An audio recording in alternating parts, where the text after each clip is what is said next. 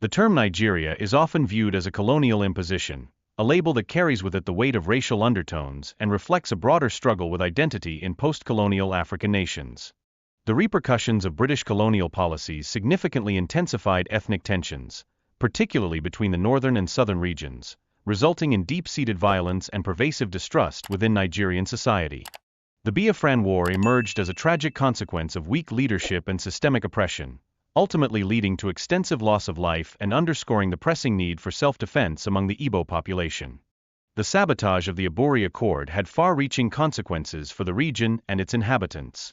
This pivotal historical event continues to resonate, shaping current tensions and prevailing demands for autonomy. The impact of the war deeply infiltrated many families in Igbo land, with personal narratives highlighting the profound losses endured.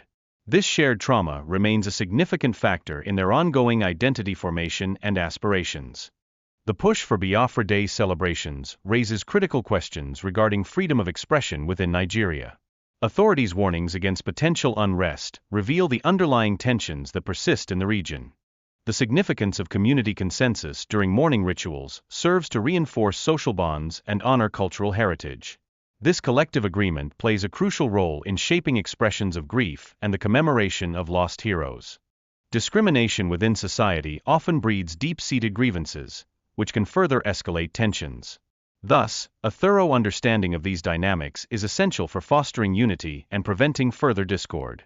Emphasizing positive narratives about the future is vital for communal healing.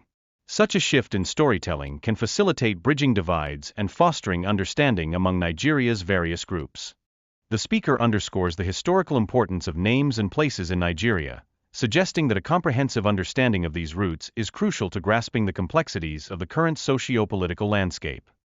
The argument advocating for Nigeria's disintegration is framed as a necessary step toward autonomy, drawing parallels to the independence movements of the American colonies that established their own governance. While the call for freedom and independence is articulated as a fundamental right, the speaker critiques the current advocacy methods as ineffective and misguided, underscoring the need for a more strategic approach. Fostering love and understanding between Nigeria's diverse regions is paramount for national unity. This approach not only encourages harmony but also facilitates collaboration among the varied tribes. The urgent need for transformative leadership in Nigeria is emphasized, as a new generation of leaders must prioritize unity and development to pave the way for a promising future. Acknowledging past traumas and losses, including the ramifications of historical conflicts, is essential for fostering healing. Such understanding can play an instrumental role in preventing future disputes and cultivating a cohesive society. Corruption remains a significant issue in Nigeria, resulting in substantial financial losses, resources that could have been allocated for the continent's development. Implementing effective investigation and accountability measures is critical to tackling this persistent concern. Mazen Namdekarno's advocacy for regionalism underscores the necessity of local governance, a strategy that could effectively address the unique needs of Nigeria's diverse regions. The proposition of an indigenous constitutional conference aims to authentically reflect the will of Nigerians. Such an initiative has the potential to establish a governance system that genuinely represents the interests of the populace. It's not only the Igbos that fought that war. I'm talking about the Biafrans, and most of them majorly Igbos. I'm looking at what is war? In the absence of leadership, anarchy sets in. That is what they called war. Absence of leadership, anarchy sets in. It gives us the history back about this entity called Nigeria. I keep on saying it. Nigeria is a public limited liability company by name. That word Nigeria is a racist name in the first place. A lot of people have not done research on that to find out how that name came about. A lot of people in African countries has gone far to rename the racist tag that was placed on them by the colonial masters. But unfortunately, Nigeria has not even been able to move away from the tag called Nigeria. Nigeria means darkness. That's what Nigeria means. That's the fact. I'm saying it again. I'm bros. Yes, says by me, and I can repeat it many times, 100%. I can say it. The meaning of Nigeria is darkness. That is just tarnishing the image. Bros, they are tarnishing my own image too. Yes. They are tarnishing my image. How come? You don't understand the direction I'm going. I'm giving you an insight. All right. I'm giving you an insight. Okay. How we came to the point, of the so-called unnecessary war as a result of incompetence of the Northerners and the British system. That's what led to the war. So at what place? Let us even look at how they managed to crop up the name called Nigeria. What is the meaning of Nigeria? Go and do your research very well. Nigeria is a racist name. The word Nigeria is racism. I remember what they did in some other countries like Ghana and others. They were naming them rubbish name. But the consciousness of those people, indigenous people, they came back and said, no, we don't want to answer this name again. So many countries like that. But they stick on this one and manipulated their way because they are perceived British hatred for the Igbos. Even when in 1954, when they wanted to have independence, the British system has to postpone it to allow the North to set in, so that they'll be able to have an ample time to manipulate the Northerners against the South. And even at that, there was killing. What?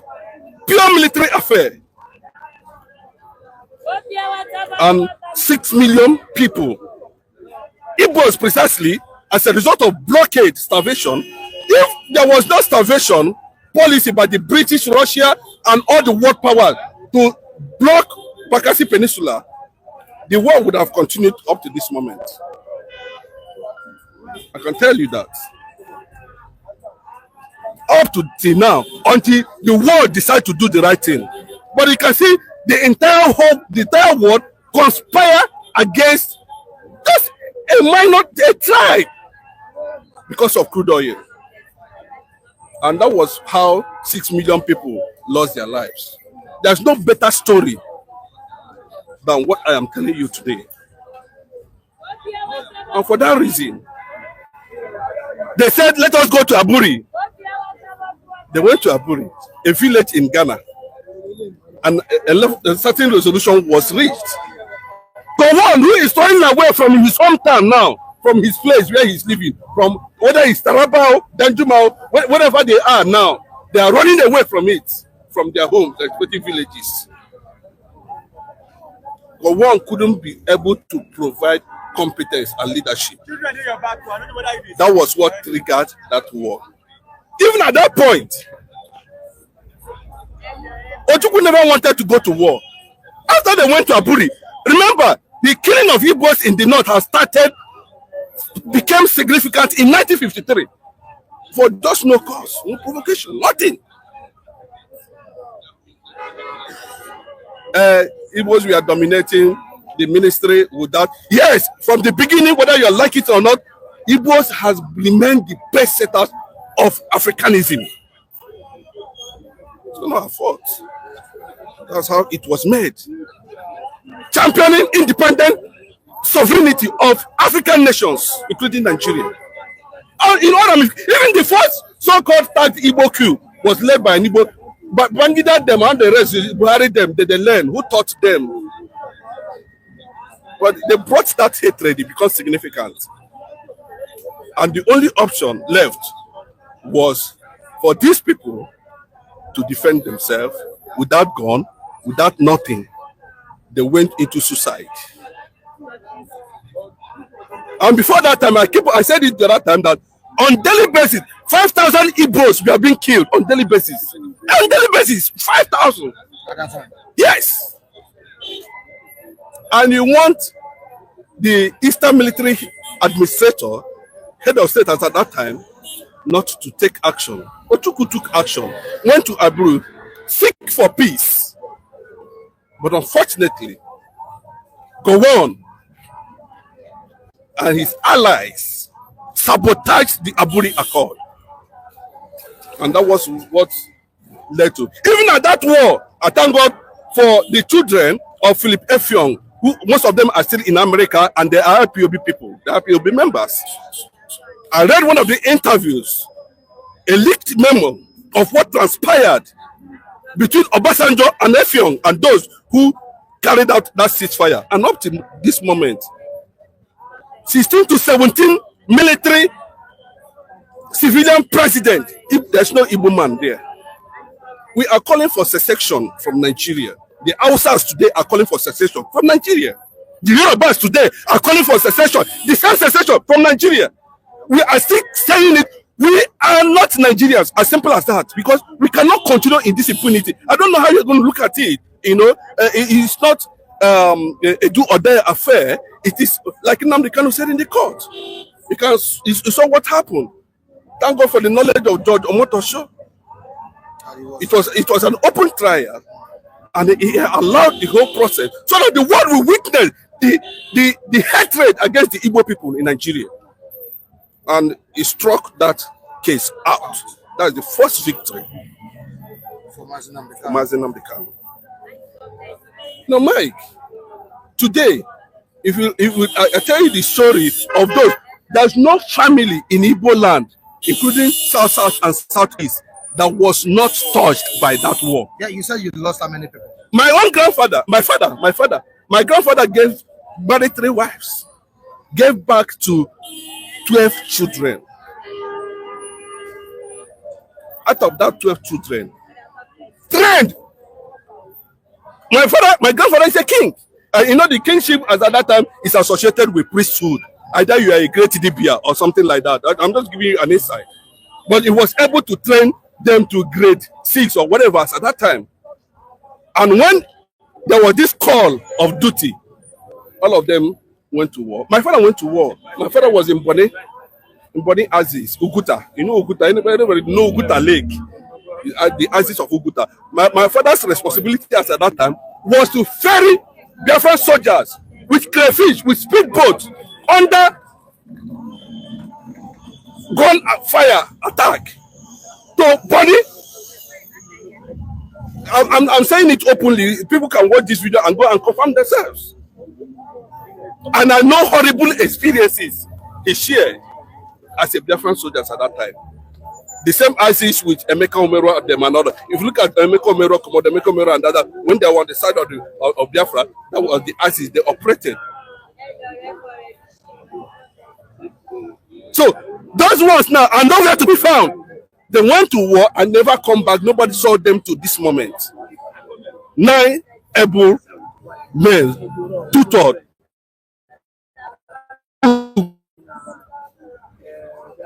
And the whole world said we should not mourn those who defended our presence till this moment. We will mourn them. Whether federal government like it or not. No, we will. Of course, there have been several warnings, both from the state levels and federal levels as regards today. And looking at the CP in Anambra, the Commissioner of Police in Anambra, gave a warning, serious warning that they shouldn't undermine the peace of the nation, all of that. Now, before going into this, let me quickly look at one of the dailies this morning that says the CP warns against undermining national security, the peace of the country. Now, ahead of the illegal, this is what I want to pick, ahead of the illegal annual day celebration normally being enforced, look at that statement, ahead of the illegal celebration of Biafra, that's Biafra Day, normally being enforced throughout the defunct Eastern region today, May 30th. The Commissioner of Police in charge of Anambra State, CP Ikoye, or Utugu, pardon my pronunciation, has warned those planning to enforce this year's ceremony to stop it. He warned that his command would not condone any act that threatened national security. Now, let me leave that aside. You want me to, illegal. You want me to respond to that? Okay, you know, right. Nigeria will always see such thing as illegal, but they will not stop it. They cannot be able to stop it from holding. and it is not enforced. Most of these things you see is voluntary. And anybody that says that there should not be Independent Day in Nigeria, then we should stop Biafra Day. If you say there's no Independent Day in Nigeria or Democracy Day, then you have right to stop Biafra Day. I'm telling you that what the CP is trying to say at this point is that it doesn't want people chaos. It doesn't want anarchy. Don't want anybody to be because this is not the first time. It doesn't want chaos. It don't want to be hijacked, whatever, and let people, stay in their homes and mourn over 6 million Igbos that was killed in that war. I'm coming back to you, Mr. Femi. Let's quickly go into this. Does suppressing the celebration of Biafra, that day, amount to the violation of freedom of expression and association? Does it? It doesn't. It doesn't, because in a particular community, there are some things that related to traditions, and there is nothing you can do about it. Since it is the general, the mass population, they are the one that come together and agree upon a particular thing. There is nothing anybody can do about that one. And we cannot tell them how to mourn their fallen hero. He who played the piper dictate the tune. So they are the one that want to mourn, and they are the one that have to, give the strategy. The way they want to mourn their people. So this battle, I don't see it as a battle that federal government can win, because when people decided to stay indoor, they are indoor. There's nothing you can do about that one. You go inside and be dragging them out, and it is normal. It is normal thing that in a society, when people agree on something and they are trying to enforce it, anybody that go against it, of course, sometimes community do the justice to develop human being. That is either they find the person or they give him some kind of judgment. But irrespective of whatever measure they want to, apply to those people that violate those things, it shouldn't cost their life. Because when you are mourning the fallen hero, you are still bent on killing another one by yourself. I don't see any sense in it. I don't see any sense in it that we are mourning our fallen hero because some people because some people say maybe I'm sick or I want to go and write Wike. You now still kill those people. I don't see any justification for that one. It doesn't make any sense. You are adding more figure to the one that has gone as a result of all this what would they call it? Discrimination in this country. So when you are crying that there is a discrimination against you, then you yourself, you now go inward, go and bring another, discrimination to Kukuma suppress everybody. I don't see any good idea in that. All right, sir. Sorry, just a few minutes. I'm still going to call you back. Let's make welcome one of our new reviewers on the platform. Your name, sir? All right, good morning, viewers. My name is Michael Adebayo. Michael Adebayo. Oh, Michael. Me too. I'm Michael. I'm a gay friend. You're welcome on the program. This morning. Thank you so much. Thank you so much for joining us. You allotted the signal that you wanted to contribute this. I want to respond to the point of Onyeze. Okay. Concerning the issue of Biafra. If I'm to start by saying that what is Biafra? What are we agitating for? In other countries, they are once like Nigeria. Then fought, then disagree, and they come together and agree again. And they stay together and they become one up to date. That's number 1 point. The number 2 point is we present generation. We need to understand something that in this country, Nigeria, we need to tell ourselves positive story, not negative. Not something that will be so biased, that will bring up a tussle or a war. Gone are those days. A lot of people are not even there. A lot of people did not participate in the Biafra. Today now, we are still bringing back the messages of what happened then. To separate ourselves, to divide the love. My ship message now to the Easterners, brothers and sisters is, let's forget about the past. Let's move forward. Let's face what we are about to achieve today. Let's tell ourselves a positive news that can eat something good for Nigeria. America is not one, but they stand together as one. Germany, Russia, let's name them. Not just one language. But is it bad for an entity that feels marginalized to succeed from the country? If you Is it feel wrong being to separate from marginalized, the country when you feel marginalized? it's not a crime, but the way and manner how you go about it. It's not all about challenging the government or the authority, the people in power. You know, so if we want to be sincere with ourselves, when we look at the issue of Nnamdi Kanu, internationally, such thing cannot happen there. He will be penalized heavily. You as an individual, you don't just come up with your own self-decision and say you want to take over the decision of a country or of a government. You will not be accepted or allowed anywhere. Oh, yes, why have you been agitating wrongly? Yes. Why have you been challenging the government? I listened. Yes. I listened to the statement from this man. His first question was, "What is Biafra?" That is what he's asking. Yeah. I don't know where he's coming from, but that question is what caught my attention. I said, "What is Biafra?" Necessity brought this, what we are seeing today. Is it valuable? Is the phone valuable?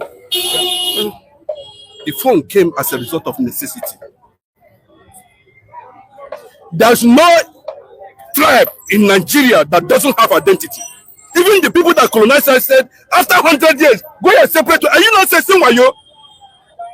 Are you not saying fraud?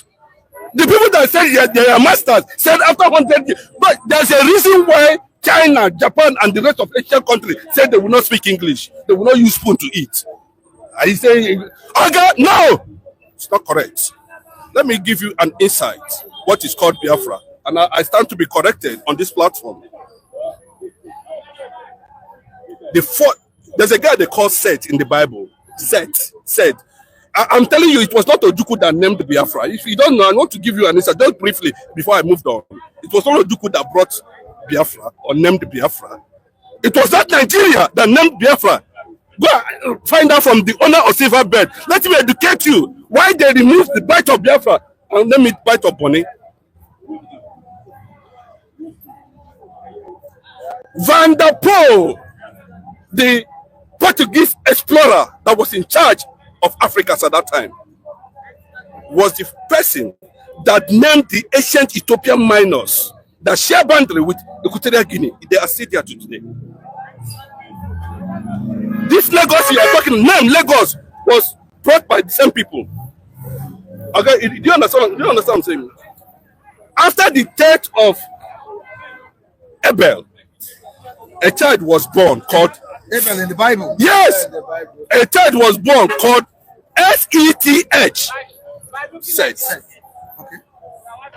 Go and find out the first kingdom on earth. The first kingdom on earth. What was it named? Everybody has research. Go and research yourself.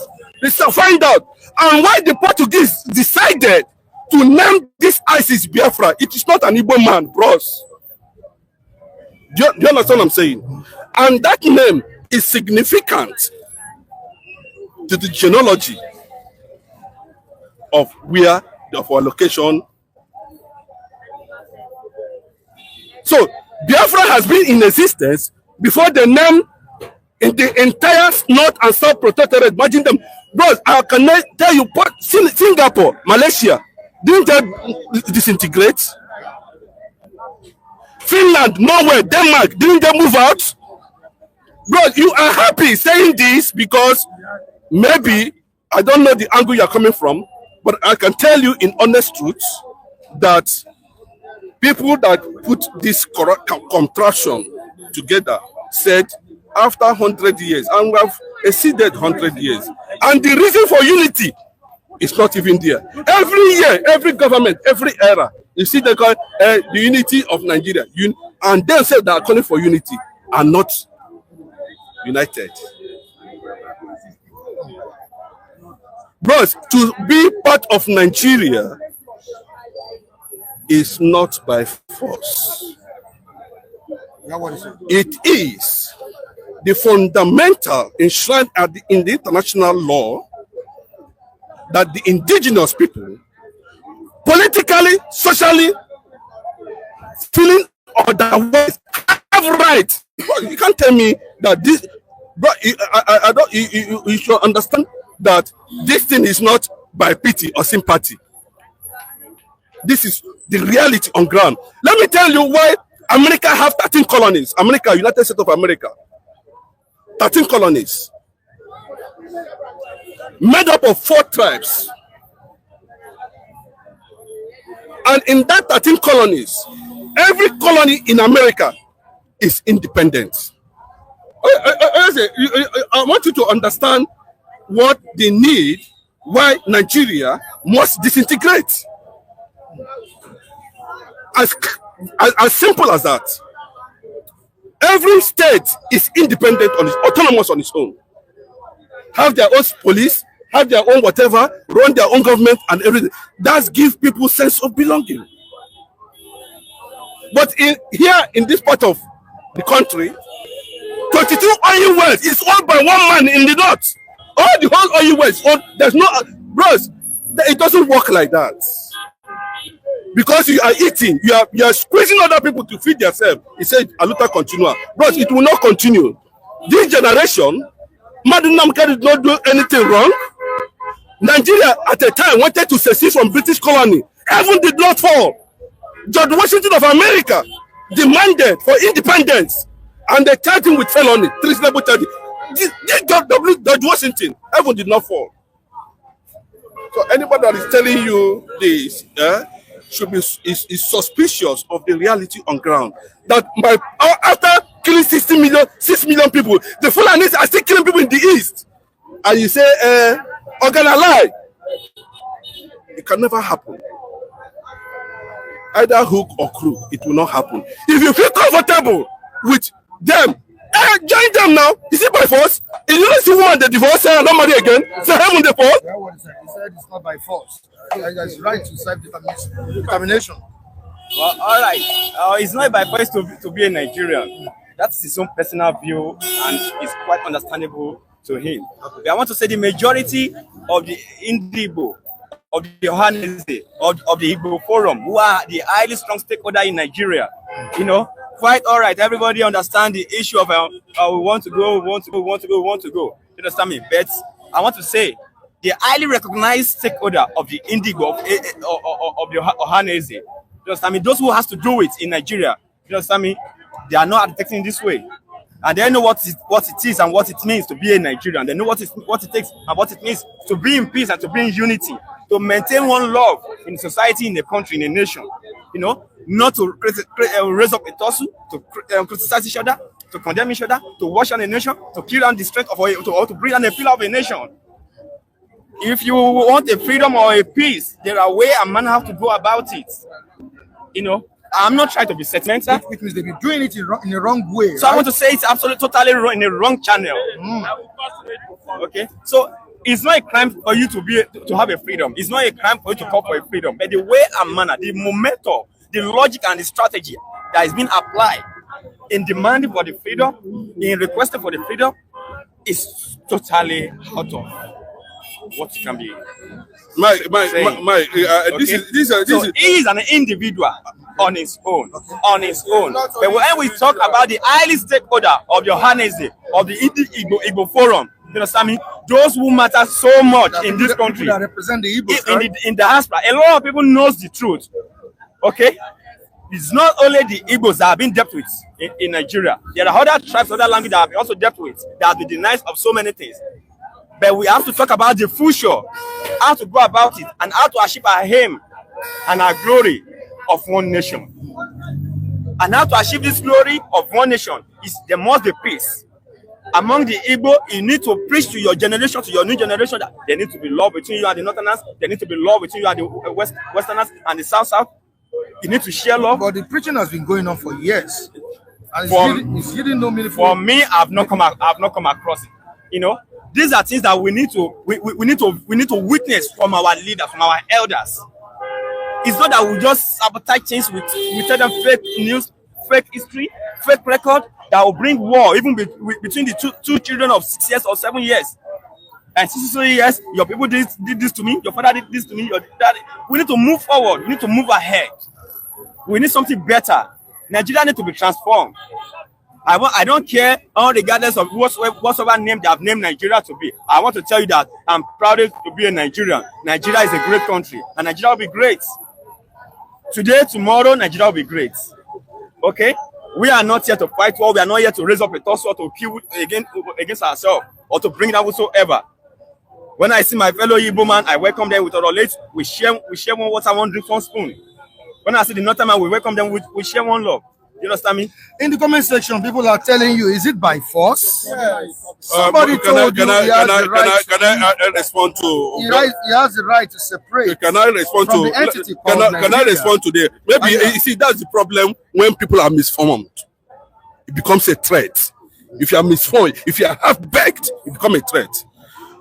But if they say sit at home today, both of the governors will sit at home. Who is control? But they don't have anything. All these Fulani people, where they where they appoint everywhere with Fulani government. But we are not afraid. Your own people did not die. Did your people die?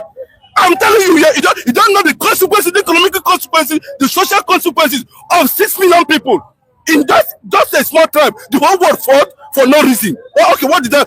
Nigeria now move forward. Bros, we have the bros, nine. Right, yes, nine. Bro, listen to me. That's not the reason why I'm saying what I'm saying now. It's not the reason. But what I'm saying now, to that extent, that Nigeria has moved on 54 years after 16 to 17 heads of state and president, no Igbo man. Okay, I can take that to the gutters. Nobody will take that. As simple as that. 16, 17 president, head of state. Now you don't want to say continuity. But nobody's going to do that.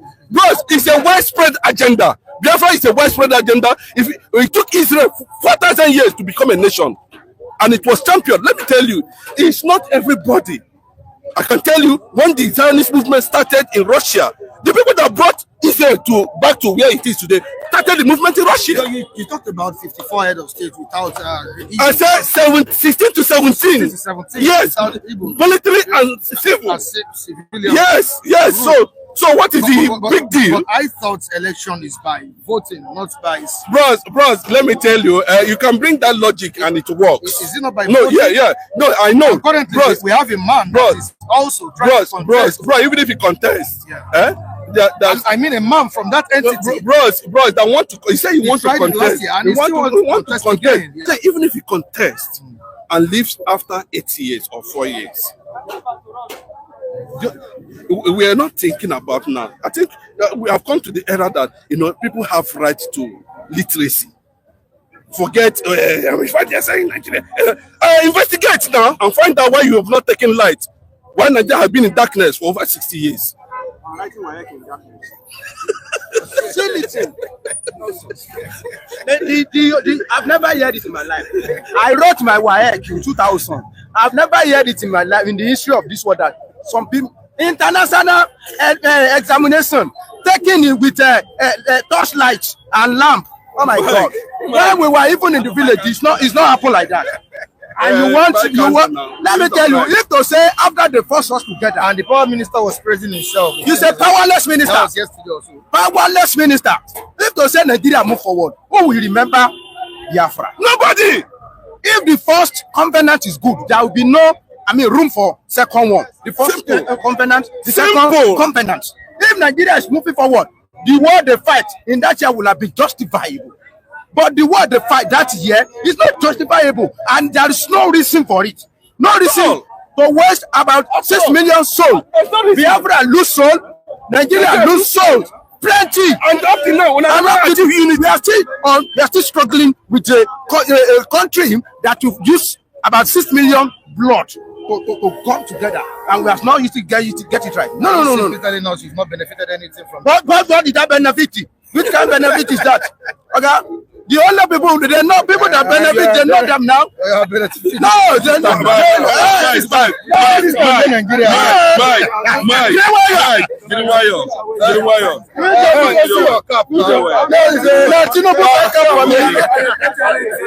Watch.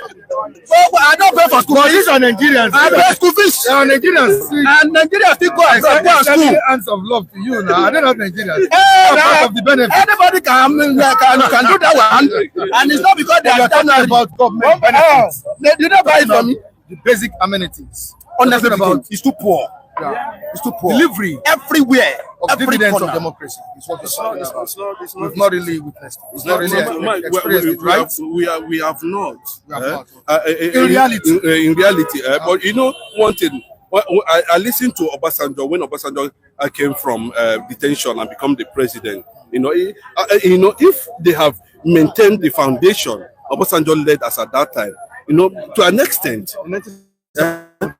Yeah. No, 1999. Okay. Yes. You know, we would have been here. Remember, you know, for Obasanjo to say, New Ribadu, the first EFCC chairman, investigate presidents in Nigeria. And what New Ribadu came up with the report. Oga, the money they have looted in Nigeria is enough to build Africa. I'm not the one that said it. Bros, the money they looted in Nigeria is enough to build Africa. But remember, before when I blame Mazin Nnamdi Kanu was calling on Nigeria, giving Nigeria options. Where I ask my elder brother, I respect a lot, Ayo Adebanjo, over restructuring, regionalism. Nnamdi Kanu started preaching restructuring, regionalism. The same line Mohammed that said, now we go kidnap Nnamdi Kanu for Kenya. You see what happened in the court. No, God said, no be them go kidnap him. But you know, Mike, you know what I'm telling you? Nigerians are too biased. I can tell you. No, you cannot because you have the light in your house. Your neighbor does not have light. Say that light. No, I don't buy into that. You don't enjoy it. Yes, everyone. That's what we call equality. Please, before I round up, Mr. When you say there's one thing that I want to bring you to your notice. Let me tell you. You see that clause of 100 years expiration? It doesn't exist. There is no paper that proves it. I just saw it on I mean, what that man just did, Lord Lugard, what he just did is not important. So they are just looking for a better way to govern Nigeria. Not that they glue us, that we must band together. No. No. Thank you. To just self-interest, just to make governance just easy for them. We now make it as a banditry, as if it is God's decision. And Mike, up till now, the leaders themselves, are they not supposed to call for indigenous constitutional conference where Nigerians will have their own? Our style of ruling. I said it here. Aburi Accord is the best system that will uproot this country. Let every region control their resources. If you have national quota, fine. Mike, I think I agree with Femi on this. All right, thank you so much, Oyenzi.